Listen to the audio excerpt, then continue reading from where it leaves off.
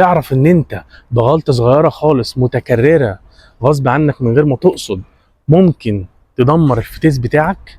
اه والله زي ما بقول لك كده. تعال اقول لك ازاي. تعال. الموضوع باختصار ان انت لما بتيجي تركن عربيتك بعد ما بتيجي من مشوار، العربيه بتكون مثلا على الدي او على الار ايا كان، انت بتقوم دايس فرامل عادي جدا، وبتقوم مدي للعربيه البي، وبتقوم شادد فرامل اليد بعد كده، وبعد كده بتبطل العربيه. ده غلط. انت كده بتدمر الفتيس على المدى البعيد. طيب الصح ايه؟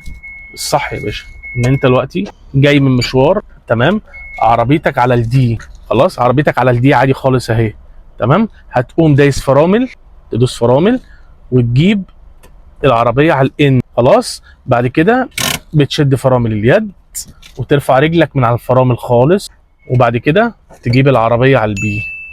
بتحمل عربيتك على فرامل اليد مش على الفتيس، ما تبقاش واقفه محملها على فتيس العربيه، عشان تضمن اطول عمر ممكن للفتيس بتاعك، وتحافظ على التروس الداخليه بتاعته، وتحافظ على عمره الافتراضي. ودي كانت نصيحه كده على الماشي من سلسله فيديوهاتنا القصيره اللي هقدمها لكم الفتره اللي جايه. كان معاكم كريم، واشوفكم في فيديو جديد بنصيحه جديده. سلام.